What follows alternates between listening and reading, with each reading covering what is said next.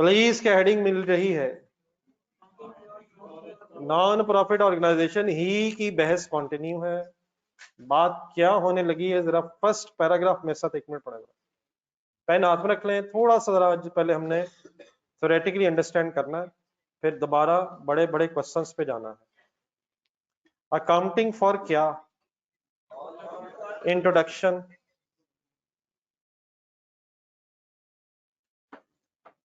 Accounting for non profit organisation में एक heading आपको बनी नजर आ रही है, जरा मैं साथ थोड़ा सा जरा पढ़ने में बहस क्या होने लगी है, जरा पता चलेगा आपको। NPOs means non-profit organizations are organizations organized and operated exclusively for social, 2-3 words underline करना, सोशल पर्पस हो सकते हैं, एजुकेशनल, प्रोफेशनल का मतलब तो आपसे बेहतर कोई नहीं समझता, तो ये है प्रोफेशनल एनपीओ आपके जहन में। रिलीजियस, हेल्थ की कोई example, hospitals, other charitable purposes. मकसद क्या होता है? कोई सोशल एजुकेशनल मकसद। एन एनपीओ मेंबर्स शायद वो होते हैं जो बनाते हैं, कंट्रीब्यूटर्स, मेंबर्स भी कंट्रीब्यूटर्स होते हैं, फिर अदर कंट्रीब्यूटर्स भी हो सकते हैं, डोनर्स कह लें, एंड अदर रिसोर्स प्रोवाइडर्स, फिर समटाइम गवर्नमेंट्स भी फंडिंग देती हैं, इंटरनेशनल एजेंसीज भी मिल दे सकती हैं। डू नॉट, मेन चीज क्या, do not in any such capacity receive any financial return directly from the NPO. Dividends कोई नहीं, ड्रॉइंग्स कोई नहीं। जो देने वाले हैं डोनर्स हैं, मेंबर्स हैं, गवर्नमेंट्स हैं, वो किस उम्मीद पे नहीं दे रहे कि हमें कुछ मिलेगा। मकसद क्या है? हमारी वजह से किसी को या अल्लाह को फायदा हो जाए, मतलब मकसद ये इंसानियत की खिदमत, प्रोफेशनल्स की खिदमत, मकासद ये हैं। या अल्लाह बचाओ। एनपीओज में भी ये कंपनीज के तौर पे भी रजिस्टर हो जाती हैं, एनपीओज ट्रस्ट एक्ट के अंदर भी रजिस्टर हो जाती हैं, सोसाइटीज के तौर पे सोसाइटीज एक्ट में भी रजिस्टर हो जाती हैं, और एनी अदर रिकॉग्नाइजेबल फॉर्म में भी हो सकती हैं। मींस किसी ने अगर आप एनपीओ बनानी है तो फिर एनपीओ बनाने के लिए डिफरेंट लॉज हैं हमारे मुल्क में। ट्रस्ट एक्ट के अंदर भी रजिस्टर होकर अपनी एनपीओ को एक ट्रस्ट, शायद ट्रस्ट वर्ड सुना आपने, तो ट्रस्ट के नाम से भी कोई एनजीओ, कुछ सोसाइटी, उसे सोसाइटीज एक्ट में रजिस्टर करवा लिया। फिर एक कंपनीज एक्ट में भी सेक्शन 42 एक कंपनी के तौर पर भी इसे रजिस्टर करवाया जा सकता है। सिर्फ एक आइडिया शायद होना चाहिए।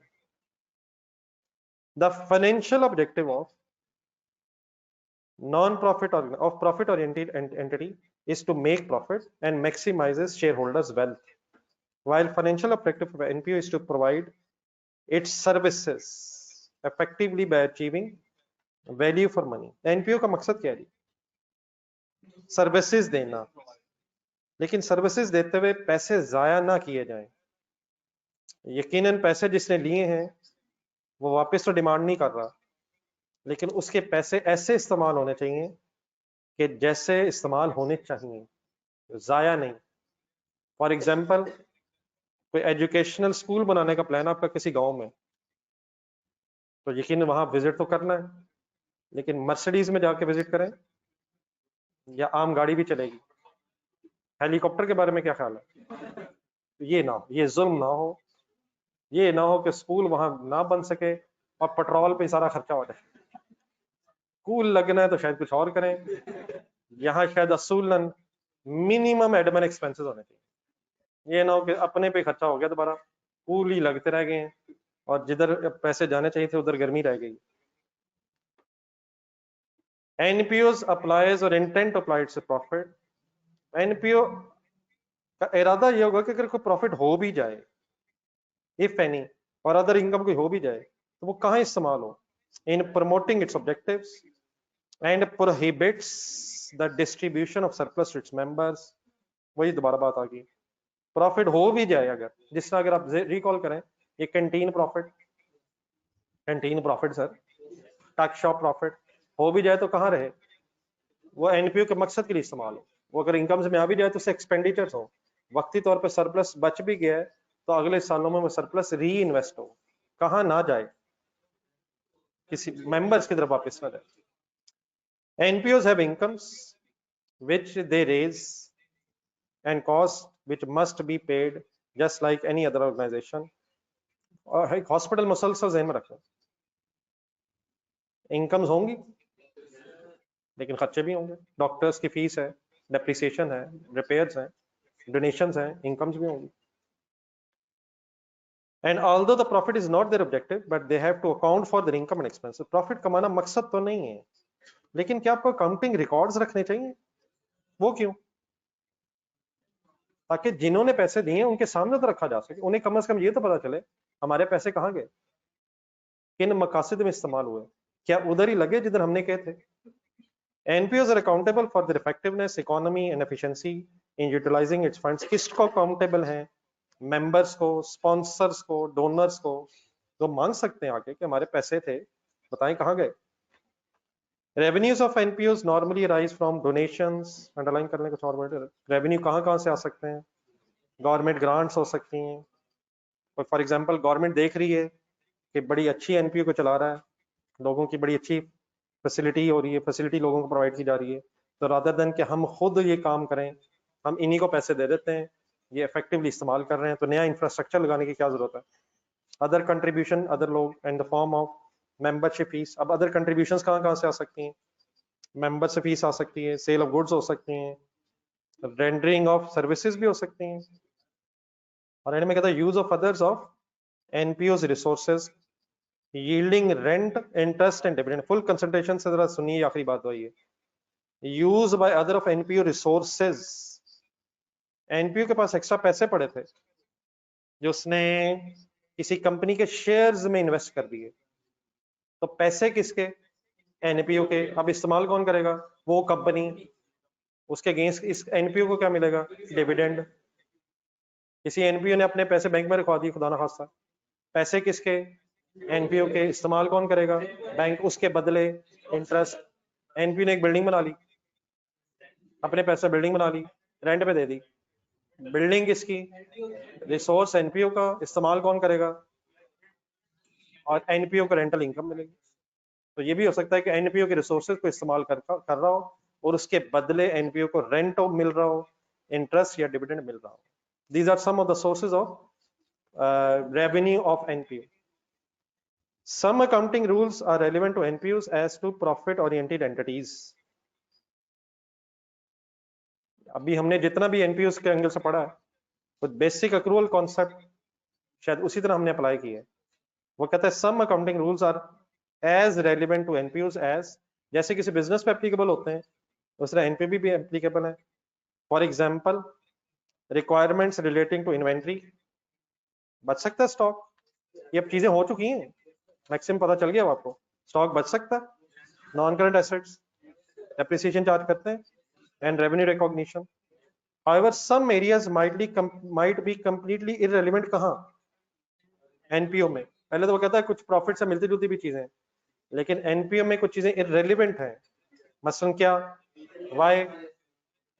यहाँ को अर्निंग पर शेयर वाली कोई बहस नहीं है, यहाँ शेयर्स नहीं है, dividend per share, earning per share.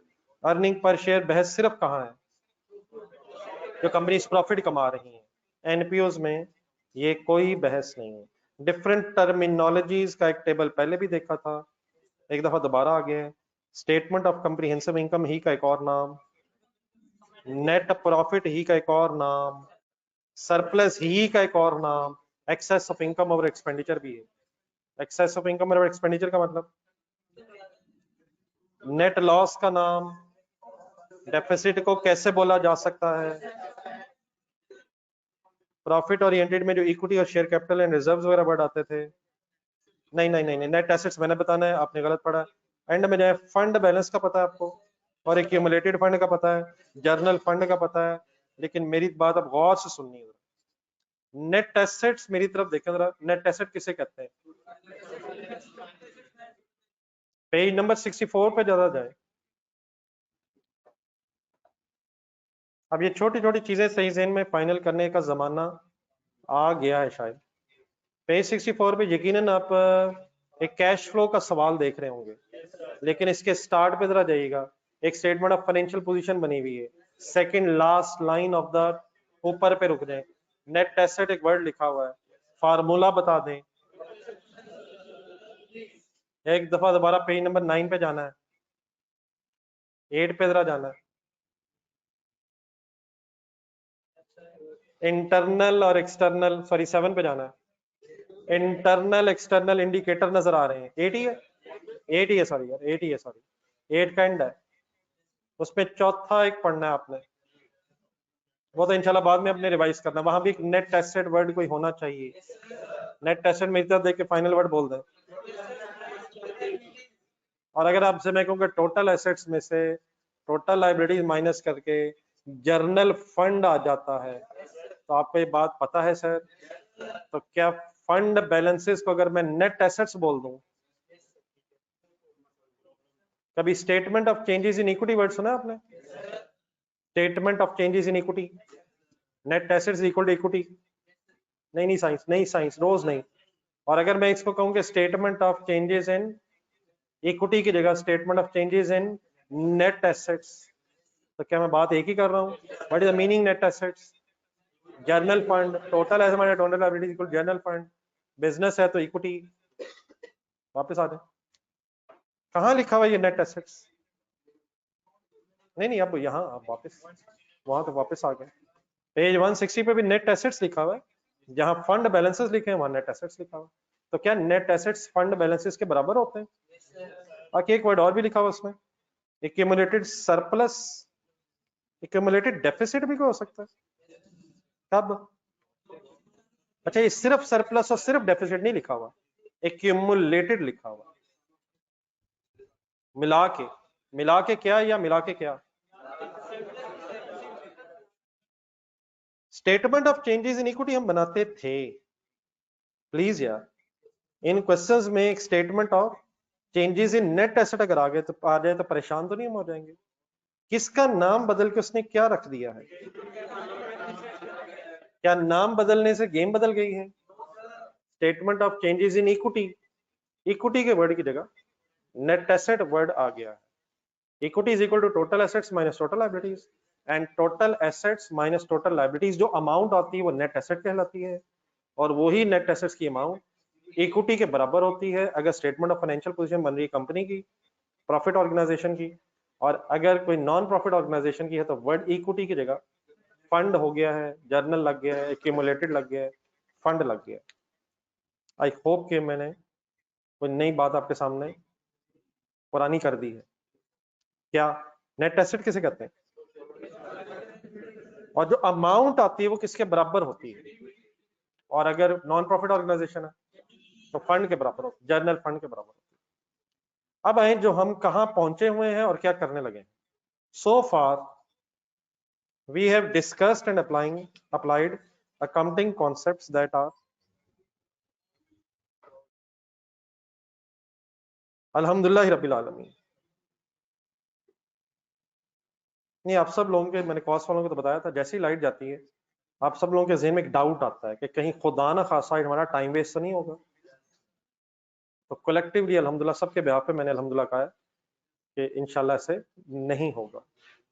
ठीक है ना यार, एक खौफ आता पता नहीं क्या होगा, अल्लाह मालिक है। So far we have discussed and applied accounting concepts that are normally used by, including those which do not maintain proper double entry records।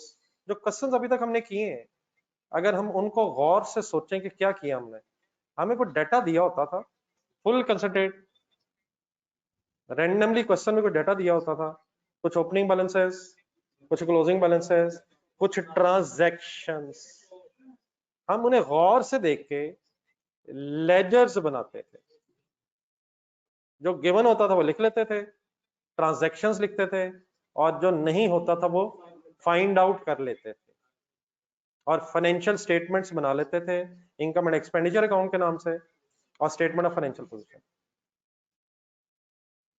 लेकिन सर जी अगर जर्नल बन जाए, क्या होता है जर्नल? जैसे जहां डबल एंट्रीज हो रहे हैं, उसके बाद लेजर बना लिए जाएं, तो आपको पता है ट्रायल बैलेंस बन जाता है। ट्रायल बैलेंस ऐसे नहीं होता कि अचानक किसी ने पेन पकड़ा, कागज लिखा, 3 लाइनें लगाई और फिगर्स लिख ली। ट्रायल बैलेंस अगर बना है तो बैक एंड पे क्या और क्या होगा, जर्नल, लेजर्स, ट्रायल तभी बन सकता है। तो ट्रायल तभी बन सकता है जब double entry system properly maintain हुआ हो। डबल एंट्री हुई होगी तो लेजर्स बने होंगे, लेजर्स के सीडी ट्रायल में आए होंगे। हमने जितने भी अभी तक क्वेश्चंस किए हैं एनपीओ के, उसमें किसी भी सवाल में हमें ट्रायल नहीं मिला। क्या मिला? बैलेंसेस मिले, कुछ मिले, कुछ नहीं मिले, हमने ढूंढ ली। ट्रायल बैलेंस नहीं मिला।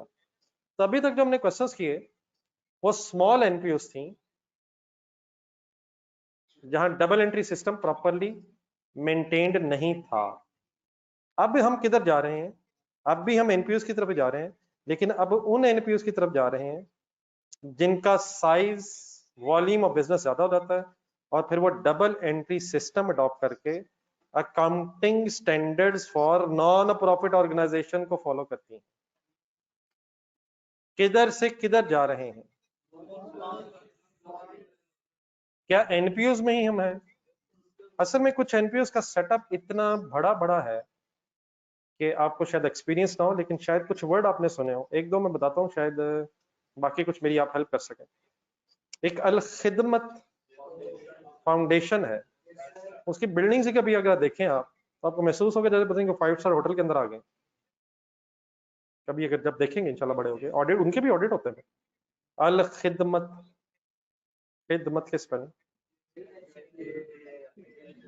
इसी तरह, इसी तरह और कौन सा नाम आपने सुना होगा? वो मेरा ख्याल एक हॉस्पिटल है कंपैरेटिवली, चलें कोई भी चैरिटेबल हॉस्पिटल करो, ठीक है, वो शायद बड़ी में से आ जाएगा क्योंकि उसका भी सेटअप पूरे पाकिस्तान में होगा और फिर हर शहर में बहुत बड़ा बड़ा होगा, हर तरफ गाड़ियां गुड़ियां भी फिर रही हैं, ये सब का रिकॉर्ड रखना होगा। अब यहाँ ये नहीं हो सकता कि डबल एंट्री सिस्टम ना हो और एंड में कोई अकाउंटेंट बैठ के खुद ही लेजर लूजर बना ले। पूरा साल जितनी ट्रांजेक्शन हुई होंगी, अगर ये साथ साथ रिकॉर्ड नहीं हुई होंगी तो किसी एक अकाउंटेंट के बस में एंड में ये नहीं होगा कि वो रैंडमली एक सफे पे चीजें लिखी हों जिन्हें टोटल करके। अब अकाउंटिंग डिपार्टमेंट का यकीनन अपना खर्चा होता है, तो अगर कोई स्मॉल एनपीओ है तो उसके लिए तो अकाउंटेंट की कॉस्ट बर्दाश्त करना मुमकिन नहीं है। जितना खर्चा उस पर हो जाना अकाउंटेंट पे उतना जस्टिफाइड नहीं है, वैल्यू फॉर मनी भी है। लेकिन अगर बहुत बड़ा सेटअप है, बहुत सी ब्रांचेस हैं, तो फिर अब अगर डबल एंट्री सिस्टम मेंटेन नहीं होगा तो फिर मुश्किल भी है और डेफिनेटली प्रैक्टिकेबल भी शायद नहीं होगा। तो अब शायद सिर्फ क्या होने लगा, एनपीओस का वॉल्यूम बड़ा होने लगा है और जब वॉल्यूम बड़ा हो जाएगा तो फिर कुछ एनपीओस के काउंटिंग स्टैंडर्ड्स हैं। लेकिन परेशानी वाली कोई बात नहीं है, शायद बात at the end of the day मासूम से ही निकल आनी है, लेकिन वक्ती तौर पे थोड़ा बस सिर्फ इस वक्त हो क्या रहा है, किन सेटअप से किन सेटअप्स पे जा रहे हैं। तो स्मॉल साइज ऑफ एनपीओ से अब हम ऐसी एनपीओ की तरफ जा रहे हैं जिन्होंने फिर अकाउंटिंग स्टैंडर्ड्स ऑफ एनपीओ भी फॉलो करने। ठीक है, तो यहां से ऑनवर्ड जब आप देखें हेडिंग क्या आई, अब पहले हम थोड़ा सा ये पढ़ेंगे कि accounting standards for non profit organisations क्या चीज है, और इसमें फिर अब कुछ रिक्वायरमेंट्स आपको ऐसी महसूस होंगी जो डिफरेंट है from the normal profit organisation से, क्योंकि प्रॉफिट ऑर्गेनाइजेशन का मतलब मकसद प्रॉफिट कमाना है और इनका मकसद प्रॉफिट कमाना नहीं है, अपनी एक्टिविटीज पे फोकस करना है। यहाँ तक बैकग्राउंड समझ आ गया? क्या जो हमने पिछले दिनों में क्वेश्चंस किए हैं वो एनपीओस के नहीं थे? क्या अभी भी हम एनपीओस पे नहीं है? अभी भी वही है, सिर्फ क्या होने लगा है, बस वॉल्यूम लार्ज एनपीओस की तरफ जा रहे हैं। आज थोड़ा सा इनिशियली पहले बैकग्राउंड क्लियर हो जाए, फिर इनके स्टैंडर्ड्स में क्या स्पेसिफिक डिस्कशंस है वो इंशाल्लाह शुरू करेंगे। अभी पढ़ते रहिएगा, इनमें से याद करने वाली क्या चीजें हैं वो मेरे ख्याल साथ डिसाइड कर लेंगे कि क्या है।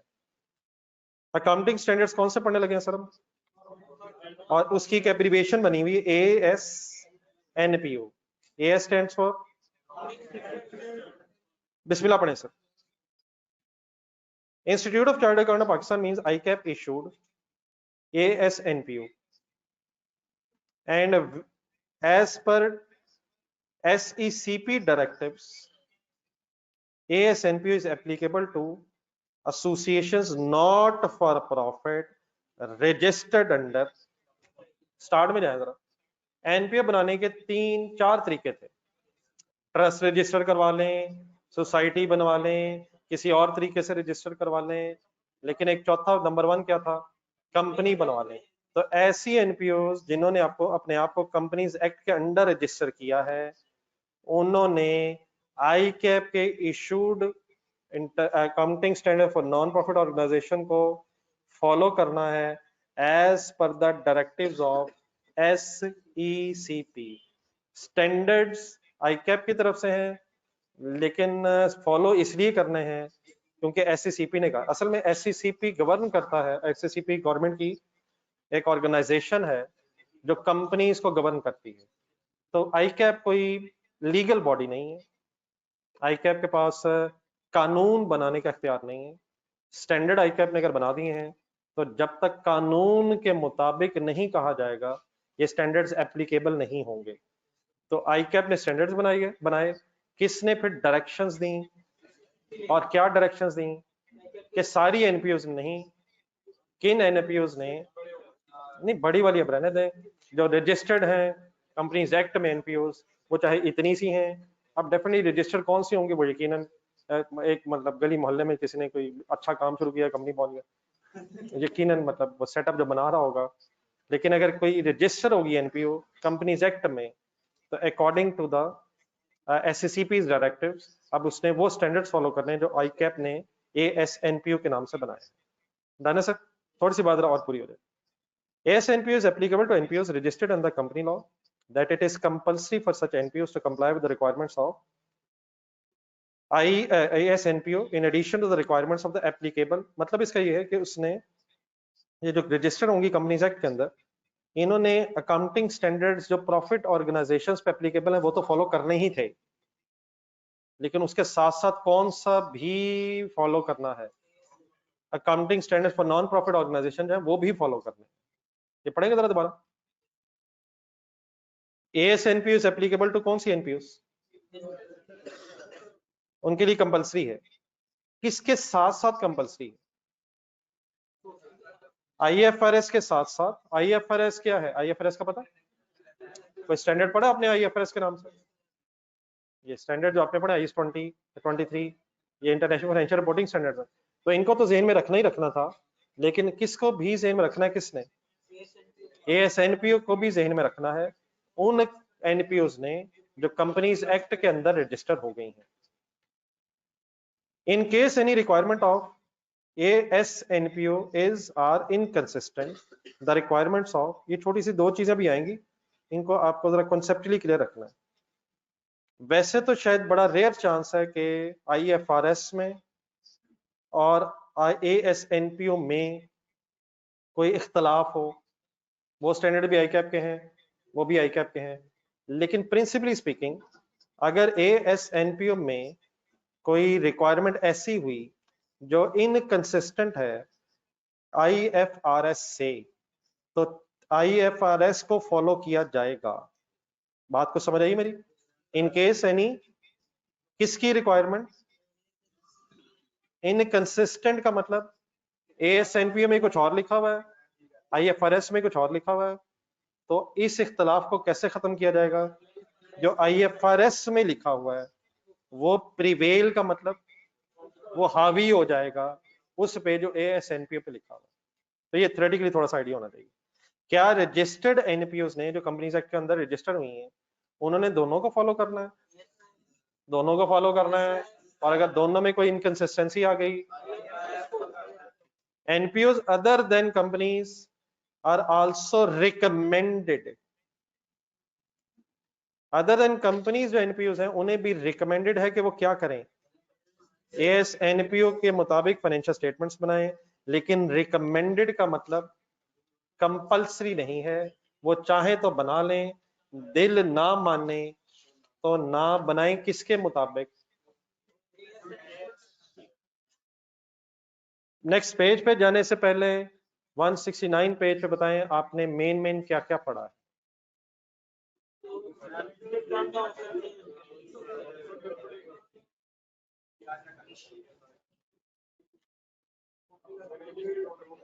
सबसे पहले ये पढ़ा कि रजिस्टर कैसे हो जाती हैं, फिर ये पढ़ा मकसद क्या है, फिर ये पढ़ा इनकम के सोर्सेज क्या हैं, फिर ये पता है नहीं बल्कि पहले ये पढ़ा कि उनकी इनकम्स होती हैं, फिर ये पढ़ा कहाँ कहाँ से हो जाती हैं, फिर पढ़ा कि सेम अकाउंटिंग प्रिंसिपल्स हैं, सवाए कहीं कहीं अकाउंटिंग प्रिंसिपल्स फॉलो नहीं होते हैं, फिर शायद पुरानी बात पढ़ी दोबारा, फिर उसके बाद हमने शायद ASNPO ये पढ़ा कि किस पे एप्लीकेबल है, फिर ये देखा कि अगर कन्फ्लिक्ट है तो क्या करना है, और देन ये पढ़ा कि अगर रजिस्टर्ड NPOs नहीं भी हैं कंपनीज एक्ट में, वो भी अगर करना चाहें तो कर सकती हैं।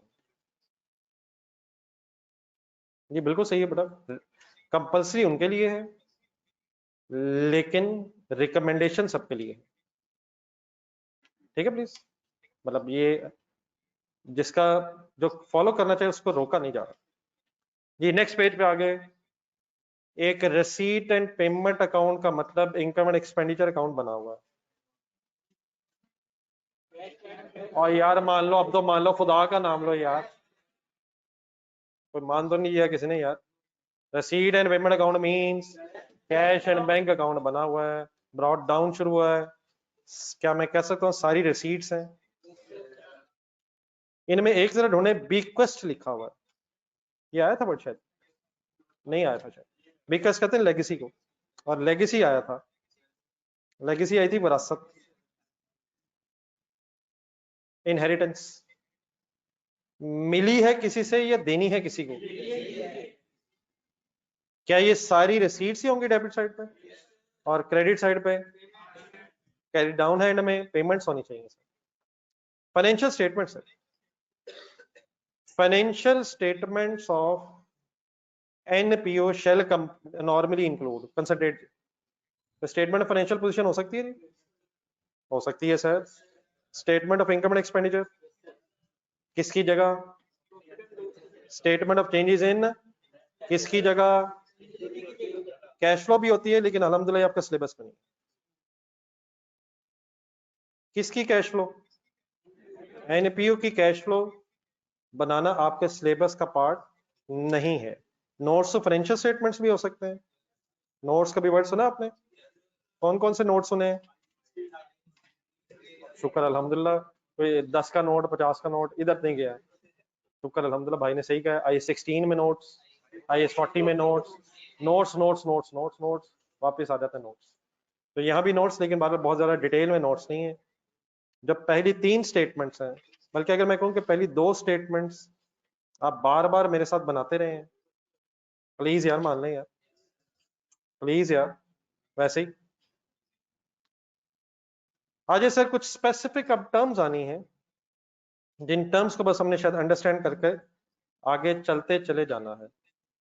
एक वर्ड है एंडोमेंट फंड, ये वर्ड शायद आपने ICAP के हवाले से भी सुना होगा, पढ़ के देखिए क्या होता है। It is cash or any other asset donated for perpetual, word underline करना, मुसलसल शायद इसका सही मीनिंग है, कॉन्टिन्यूस, नेवर एंडिंग इसका मीनिंग लिखने की कोशिश हुई है। एंडोमेंट फंड कहते हैं जी उस कैश को या उस एसेट को डोनेट किया गया perpetual benefit of the non profit organisation के लिए, मुसलसल फायदा ऑफ नॉन प्रॉफिट ऑर्गेनाइजेशन। मतलब पढ़े next line, the donation is usually received with the requirement that principal means original amount or original estimate will remain intact and the money earned from investing the principal will be used for specific purposes of the, मतलब बेटा इसका ये है कि for example किसी donor ने कहा है कि मेरे से 50 मिलियन रुपीस ले लें, लेकिन मेरा ये 50 मिलियन रुपीस, मेरे ये 50 मिलियन रुपीस आपने इस्तेमाल नहीं करने, या तो इन्हें किसी खुदा न खासा बैंक में रखवा लें और जो उस पे इंटरेस्ट होगा वो इस्तेमाल कर लें। क्या इस्तेमाल नहीं करना, प्रिंसिपल। ऐसे क्यों कह रहा हूं, सदका जारिया रहे। शेयर्स ले लें, डिविडेंड इस्तेमाल कर लें। कुछ ये भी कह सकते हैं, अभी आगे चल के पढ़ेंगे हम, कि ये जो इंटरेस्ट या डिविडेंड है इसमें से भी 80% इस्तेमाल कर लें और 20% और री इन्वेस्ट कर लें।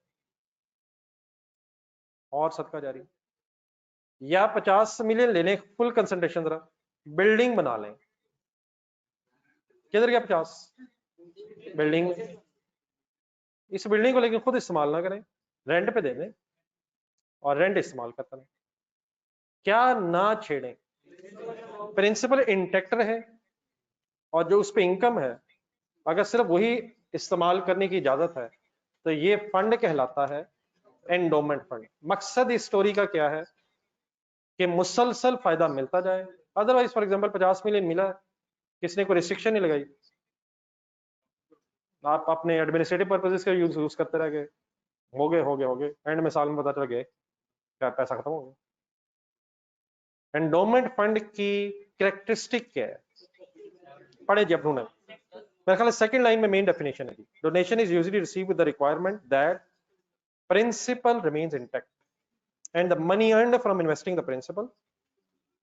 ठीक हो गया, कुछ वर्ड्स क्लियर है? देन कहता है most endowments are designed to provide a permanent source of income by keeping the original amount invested and using the income for the purpose of NPO. An example of endowment is a donation to a university on the condition that it is invested and the investment income from the investment are used for the scholarship. क्या चीज नहीं, क्या principal नहीं, जो income होगी वो scholarships के लिए इस्तेमाल की जाए। Endowments are given to non-profit organization with the intention that they will to be used to advance the mission of the for long term, मुसलसल लॉन्ग टर्म फायदा मिलता चला जाए। मेरा ख्याल है कि आई होप के बात क्लियर हो गई है। फर्स्ट पैराग्राफ और सेकंड पैराग्राफ की अगर फर्स्ट लाइन अगर याद रह जाए मीन्स नजर पड़ जाए तो मेरा ख्याल है आप एंडोमेंट डोनेशन को अपने वर्ड्स में बता सकते हैं। डन है सर जी, ऑनलाइन स्टूडेंट्स क्लियर हो गए?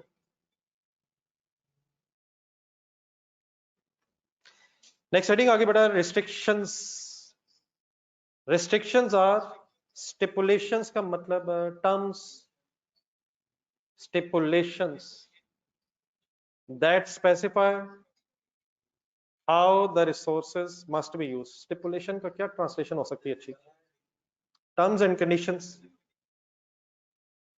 रिस्ट्रिक्शंस आर वो टर्म्स एंड कंडीशंस जिसमें बताया गया है कि पैसे इस्तेमाल कैसे करने हैं। थोड़ी सी मेरी बात पूरी होने दो।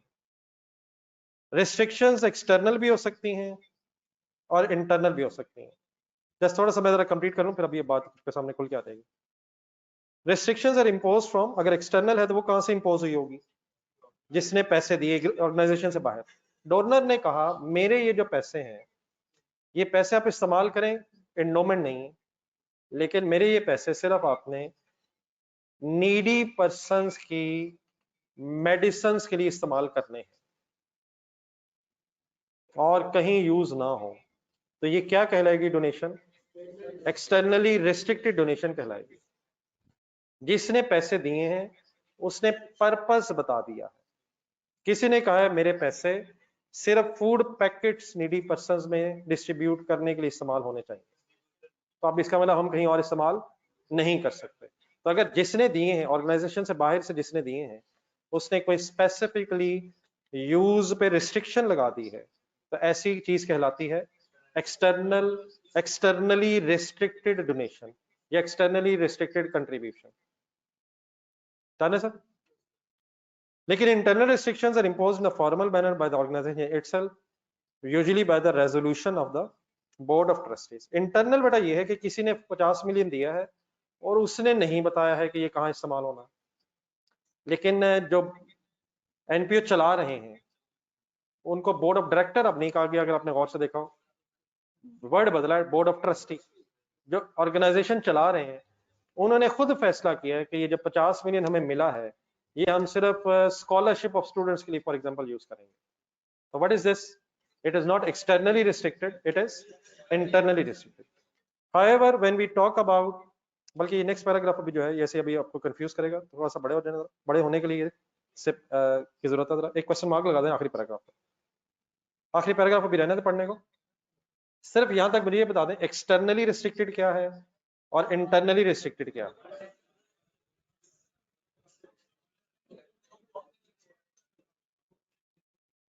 अब अगर एक वर्ड में यहाँ नहीं लिखा, खुद ही बोल दूं, अनरिस्ट्रिक्टेड क्या है? ना बाहर से ना इंटरनली, अल्हम्दुलिल्लाह रब्बिल आलमीन। जहां हम मुनासिब समझेंगे कि लोगों को कैसे फायदा ज्यादा से ज्यादा पहुंचाया जा सकता है, वहां इस्तेमाल करें। रिस्ट्रिक्शन नहीं है तो हेलीकॉप्टर ले लेंगे। टाइप्स ऑफ फंड्स, एक छोटी एग्जांपल आ रही है, इसमें से आपने ढूंढ के बताना है कि ये जो फंड्स हैं, ये इंडोमेंट फंड है। अच्छा, ये कुछ वर्ड्स इंटरचेंजेबली मुझे यूज कर रहा हूँ शायद मैं। अगर मैं आपके सामने बोलूँ इंडोमेंट फंड या इंडोमेंट कंट्रीब्यूशन या इंडोमेंट डोनेशन, मेरा ख्याल एक ही बात हो रही है। फंड, पैसे आ रहे हैं जा रहे हैं।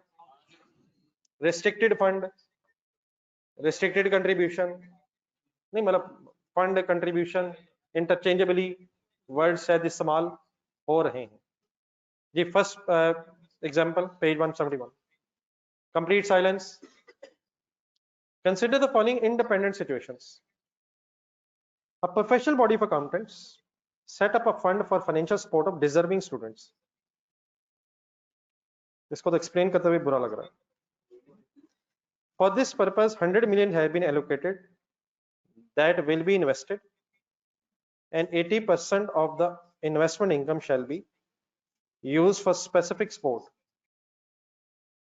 for student sport, sorry, and 20% of the investment income shall be added to the fund investments.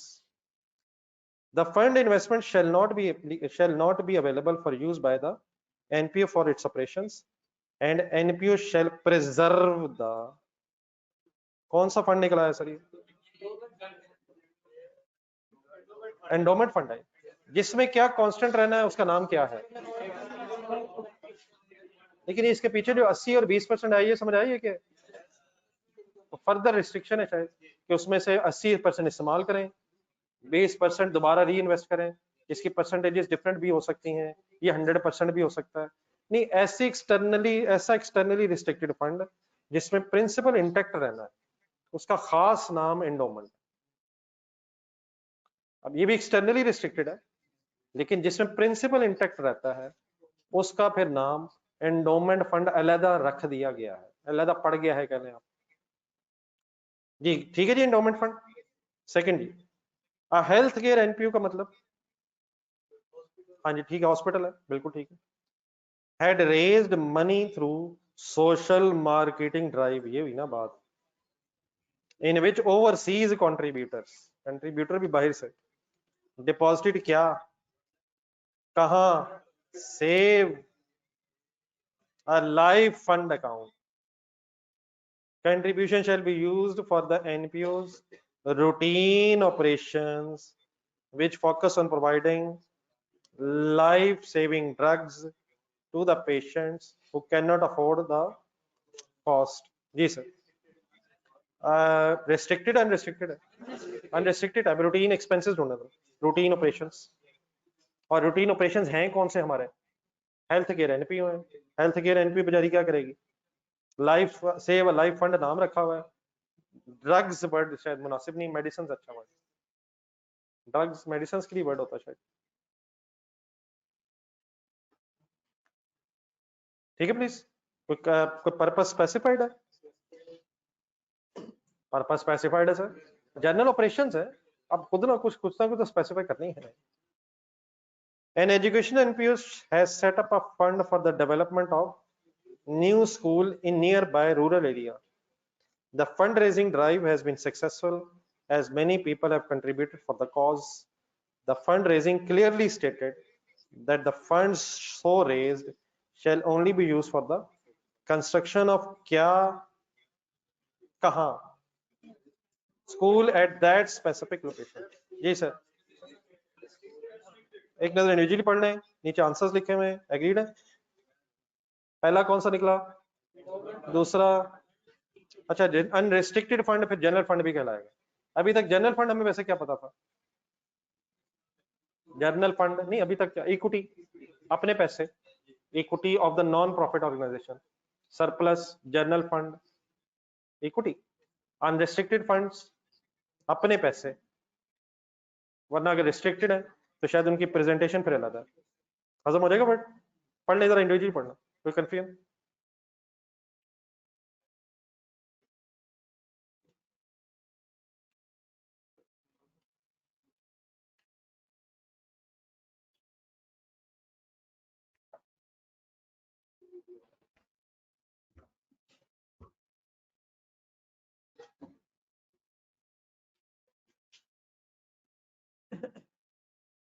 पढ़ाना सर, जाने स्टूडेंट्स, क्या होता है जी endowment?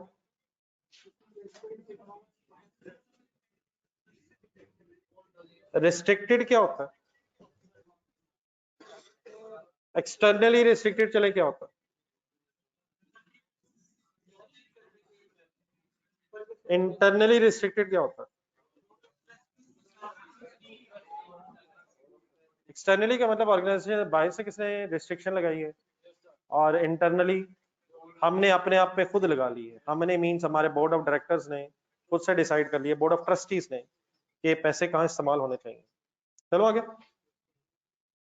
Contribution, revenue and receivable. अब यहाँ एक कंट्रीब्यूशन वर्ड आ रहा है, कंट्रीब्यूशन। पहले ये बताएं कंट्रीब्यूशन पढ़े बगैर इसका क्या मतलब? नहीं मतलब सिंपल ट्रांसलेशन तो शायद और मुश्किल हो जाएगा। अच्छा, कंट्रीब्यूशन हमें मिलनी है या हमने देनी है? मिलनी है। डोनेशन टाइप चीज है, डोनेशन, रिसीट, कंट्रीब्यूशंस मिल रही हैं। आओ यार कंट्रीब्यूट करते हैं और कहीं जाते हैं, कंट्रीब्यूशन करके कुछ खाते हैं, पूल्स और कंट्रीब्यूशंस। सही है वर्ड वैसे, चंदा वर्ड का है, यूज होता है वर्ड कंट्रीब्यूशन।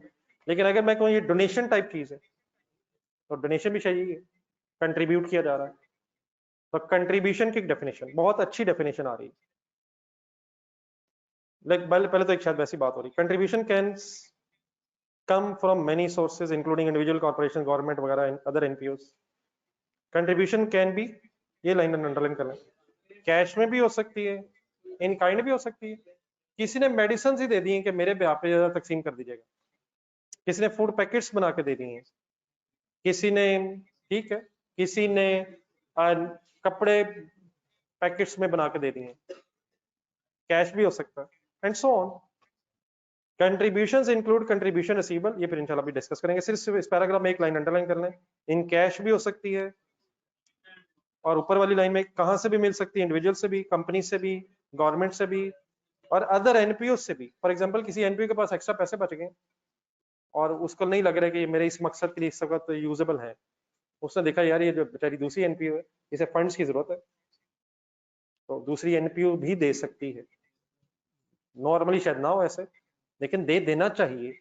अगर खुद इस्तेमाल नहीं हो रहे तो जस्ट इस वजह से कि इसको क्यों दें, अच्छा काम होना चाहिए। क्या ख्याल है, काम अच्छा होना चाहिए, चाहे हम कर लें चाहे कोई और कर ले, और अगर हम नहीं कर रहे तो कोई और करे, तो उसे कम से कम अप्रिशिएट ना भी, कम से कम उसके बारे में बुरा ख्याल जहन में नहीं आना चाहिए। मैं इसलिए नहीं दे रहा क्योंकि इन लोगों ने कौन सा इस्तेमाल करना, ना दें आप, आपकी मर्जी है, लेकिन उस गरीब पे मुफ्त में ऐसे इल्जाम ना दें एम इस वजह से कि मैं इसलिए नहीं दे रहा क्योंकि मुझे पता है ये सब ऐसे ही होते हैं। ये मैं क्या कर रहा हूँ, मैं ना देने का कोई बहाना ढूंढ रहा हूँ। नहीं देना पाए ना दो, हो सकता है सही कर रहे हैं, हो सकता है ना कर रहे हैं। कंट्रीब्यूशन की डेफिनेशन, हम आपके साथ रह के कुछ पॉजिटिव नहीं महसूस हो रहा, पॉजिटिव होता जा रहा, हमें क्या पता किसी की क्या मजबूरी है, क्यों कॉस्टली हजरात। कंट्रीब्यूशन सर, फुल कंसंट्रेट, बहुत अच्छे वर्ड्स हैं। कहते हैं कंट्रीब्यूशन होती है non reciprocal transfer of an NPO of cash या अदर एसेट। नॉन रेसिप्रोकल, वापस आए, नॉन रेसिप्रोकल का मतलब, चल लाइट चली गई, जरा सोचने का टाइम मिल गया, अल्हम्दुलिल्लाह सोच लिया। नॉन रेसिप्रोकल जो दे रहा है, नहीं वो कुछ नहीं चाह रहा है, रिटर्न नहीं चाह रहा, नॉन रेसिप्रोकल, वो किसी आपसे बेनिफिट लेने की ख्वाहिश पे नहीं दे रहा। जैसे फॉर एग्जांपल कोई लोन दे रहा है, उसके क्या गर्ज है, कोई शेयर्स खरीद रहा है, बेगर्ज अगर दे रहा है, मुझे आपसे कुछ नहीं चाहिए, मुझे जो मिलेगा इंशाल्लाह रब से मिलेगा, हम किसी से कुछ नहीं चाहते, ये कंट्रीब्यूशन है। और अगर कोई कह रहा है यार है कंट्रीब्यूशन लेकिन साल बाद वापस कर दें, तो उसे कहेगा यार तेरी मेहरबानी, इसे कंट्रीब्यूशन ना कर, इसे लोन कह लेते हैं। कंट्रीब्यूशन का लफ्ज जरूर यूज करना। अगर आपको भी कहे यार कंट्रीब्यूशन है कोई लेकिन इंटरेस्ट दे दी, उसे कहें लोन ही कह लेते हैं। कंट्रीब्यूशन की क्वालिटी क्या है? नॉन रेसिप्रोकल, ब्रैकेट में लिखें, पढ़ा जरा, means cash or any other transferred from a third party with no expectation of क्या? कुछ नहीं चाहिए। किसको कुछ नहीं चाहिए? जो दे रहा है। आप ब्रैकेट के बगैर सेंटेंस दोबारा शुरू करें। Contribution is non reciprocal transfer of an NPO to an NPO of cash या other asset or non reciprocal settlement or cancellation of its. किसी बैंक से आपने लोन लिया, एंट्री बोले, cash debit loan credit liability है, लेकिन उस वक्त बैंक को पता नहीं था कि आप तो कोई नॉन प्रॉफिट ऑर्गेनाइजेशन चला रहे हैं। बैंक वालों को जब ये पता चला कि आप तो एनपीओ हैं, तो उन्हें ये बात इतनी अजीब लगी कि हम लोन, उन्होंने कॉल करके कहा सर आपने बताया क्यों नहीं कि आप एनपीओ थे? तो ये लोन आपका है, ये लोन वापस नहीं करना, हमें कुछ नहीं चाहिए। ये लोन क्या बन गया है? कंट्रीब्यूशन इनकम बन, ये इनकम ही बननी है। Loan debit, contribution credit. लेकिन अगर उसने साथ ये भी कहा है कि दूसरे साल वापस कर दीजिएगा, तो फिर अभी ये वही रह गया। Once again non reciprocal, cancellation of liability. आपने किसी से गुड्स खरीदी, एंट्री बताएं। परचेज डेबिट, सपोज पैसे नहीं दिए थे, पैसे नहीं दिए थे, पेबल था, उसे बाद में पता चला यार ये मेडिसिन खरीद के गया मेरे साथ, मेरे पास, लेकिन ये तो एनपीओ चला रहा है।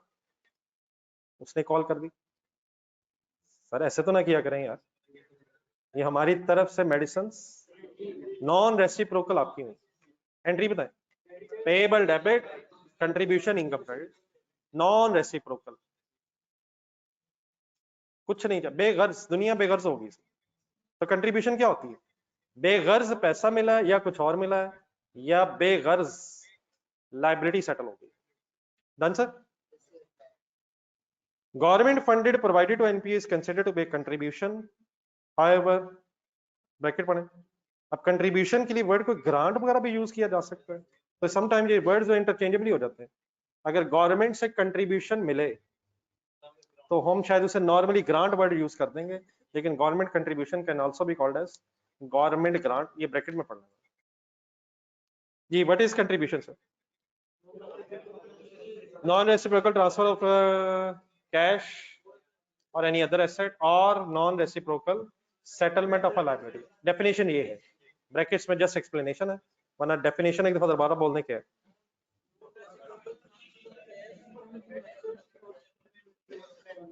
कोई मेरे वर्ड्स में कोई कंफ्यूजन नहीं हो?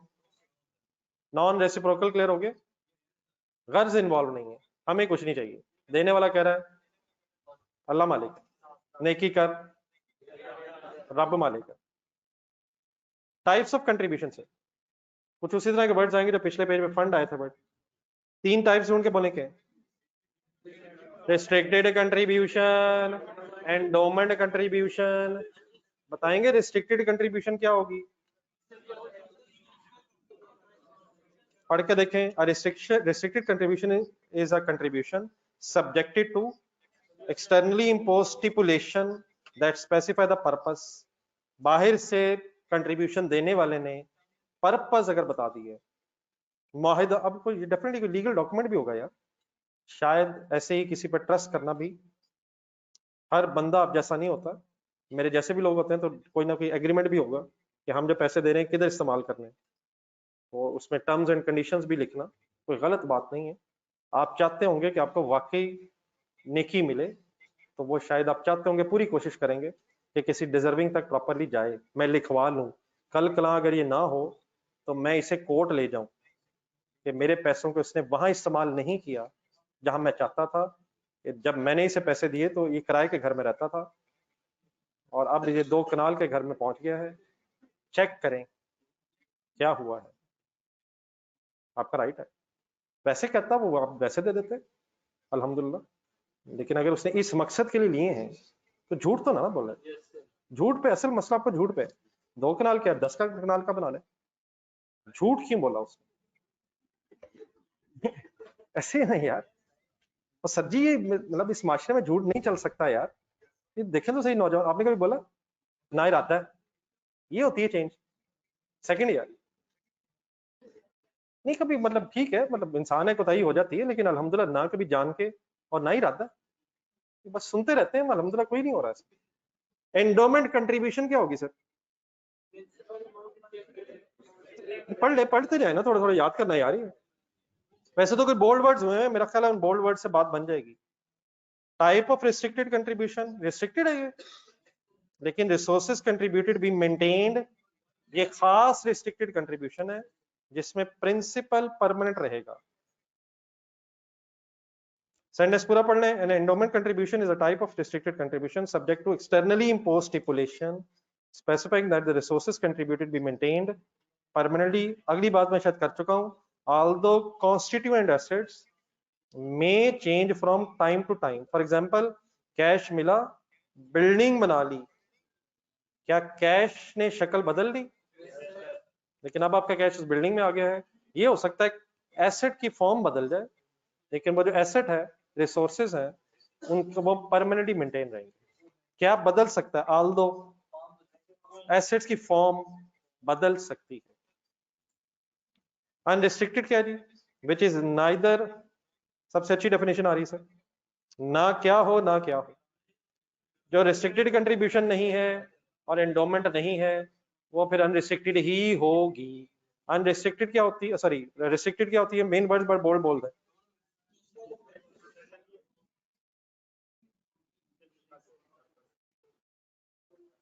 कुछ क्लियर है जी प्लीज? हाँ, एक और एग्जांपल आगे नेक्स्ट पेज के start.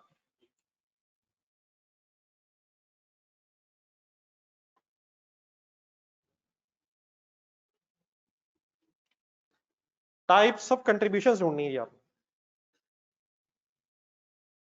A healthcare NPO received 10 million from wealthy individuals subjected to the condition that this amount shall only be used for acquisition or construction of a hospital in a specific village. Restricted contributions. Healthcare NPO received 25 million contribution from a wealthy individual in the year 2012. The sole purpose of the amount is to support the NPO's, underline words करें, journal operations का मतलब बताएं। नहीं, वो बात की बहस है। पुलिस, पुलिस, आर्म ऑपरेशंस किन सालों के, लेकिन अपना ओपिनियन बताएं। हाँ जी, 12 और 13 में रिस्ट्रिक्टेड होगी। रिस्ट्रिक्शन है, क्या रिस्ट्रिक्शन है? 14-15 में इस्तेमाल करना। मिला कब है? 12-13 में नहीं इस्तेमाल कर सकते। हाँ, 14-15 में जब आप इस्तेमाल कर रहे होंगे तो रिस्ट्रिक्शन खत्म हो जाएगी। रिस्ट्रिक्टेड है किन सालों में और किन सालों में अनरिस्ट्रिक्टेड हो जाएगा? यार जनरल ऑपरेशंस में रिस्ट्रिक्ट तो लगा रहा है, लेकिन जनरल ऑपरेशंस का मतलब जहां हमारा दिल करेगा। एनपीओ में जहां हमारा दिल करेगा हम लगा लेंगे, लेकिन किन सालों में लगा लेंगे? तो 12 में मिली है, 12-13 में रिस्ट्रिक्टेड और 14-15 में फिर अनरिस्ट्रिक्टेड गेम हो जाएगी। कब तक यूज नहीं कर सकते जी बेटा? वही वर्ड्स मैंने भी आपको बताया, फंड्स, कंट्रीब्यूशन, ये इंटरचेंजेबली वर्ड यूज हो रहे हैं जी। रिस्ट्रिक्टेड है अनरिस्ट्रिक्टेड है? नहीं, कब रिस्ट्रिक्टेड है कब अनरिस्ट्रिक्टेड है? सी पढ़े। Educational MPO receives a plot of land, in kind भी हो सकती है, from mister Salman subject to the condition that this land shall only be used for the construction of primary education school to be run by that NPO. Fair value of the plot of land is, ये fair value of the plot of land की समझ आई, ये क्यों बता रहा है? अब अगर आपने ये कंट्रीब्यूशन रिकॉर्ड करनी है तो इन काइंड है, तो जो मिला है उसकी फिर फेयर वैल्यू ढूंढेंगे आप। कभी ऐसा काम पहले हुआ है? गवर्नमेंट ग्रांट यार, अगर एसेट ही आ जाए तो वहां एक और चॉइस भी है, नॉमिनल वैल्यू या फेयर वैल्यू। 12 इसका डिसाइड हो रहा है रिस्ट्रिक्टेड है अनरिस्ट्रिक्टेड है। क्या रिस्ट्रिक्शन है? बस उस मकसद के लिए अपने प्राइमरी स्कूल के लिए इस्तेमाल करना। Educational NPO received a plot of land from mister Jamal and it can be used to achieve general objectives of NPO. General जहां दिल करे इस्तेमाल कर लें, बेचना बेच दीजिएगा, कुछ बनाना बना लीजिएगा। जर्नल ऑब्जेक्टिव्स हैं, वंस अगेन फेयर वैल्यू दी हुई है, रिस्ट्रिक्टेड अनरिस्ट्रिक्टेड है। An education NPO receive 50 million from alumni. Alumni का मतलब होता है पुराना, फॉर्मर। जिस तरह ये अगर आप में से कुछ लोग फॉर एग्जांपल गवर्नमेंट कॉलेज से पढ़े हुए हैं या एफसी कॉलेज से पढ़े हुए हैं, तो वो उन्होंने कोई रावियन और इस तरह के नाम रखे होते हैं और वो पुरानों को बुला लेते हैं, एल्यूमिनाई डिनर हो रहा है, लेकिन पैसे दें पहले, कंट्रीब्यूशन लेते हैं। एल्यूमिनाई, एल्यूमिनाई कहते हैं पुरानों को। एल्यूमिनाई हमने यहाँ से पढ़ा हुआ था, हम सारे मिलने लगे हैं, हम जब आए थे यहाँ तो बच्चे होते थे, अब जब जा रहे हैं तो बड़े कितने के बड़े हो गए हैं, तो बाल भी। तो एल्यूमिनाई का मतलब था पुराने। तो यहाँ बस पुराने समझना था, बाकी पढ़े मेरा। Education NPO received 50 million from alumni donor. क्या मतलब इल्यूमिनाई डोनर? पुराना डोनर है, बचपन से डोनेशन देता है। Subject to the condition that the principal balance shall be invested as per the specified investment policy and the NPO cannot use the principal to fund operations. However, NPO can use the investment say earnings to pay the for things such as, ये क्या निकला है sir?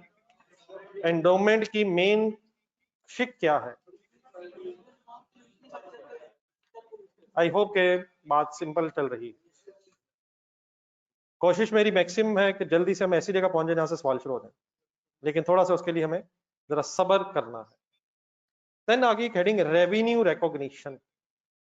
एनपीओज में भी revenue होता है, income कब record होगा? बस अब एक्रूअल बेसिस को फर्दर एक्सप्लेन करना। सबसे पहले तो वो कहता है जी revenue from contributions is recognized by using restricted fund method और कौन सा मेथड? तरीके बेटा दो हैं, लेकिन अल्हम्दुलिल्लाह रिस्ट्रिक्टेड फंड मेथड आपके सिलेबस में नहीं है, डेफरल मेथड है आपके सिलेबस में, और वो आगे वही डिस्कस होना है। किसको रिकॉर्ड करने के कौन से दो तरीके हैं? रेवेन्यू को रिकॉर्ड करने के दो तरीके हैं, रिस्ट्रिक्टेड फंड मेथड भी है और डेफरल मेथड भी है। डेफरल मेथड नेक्स्ट डिस्कस होगा, लेकिन रिस्ट्रिक्टेड फंड मेथड आपके सिलेबस का हिस्सा नहीं है।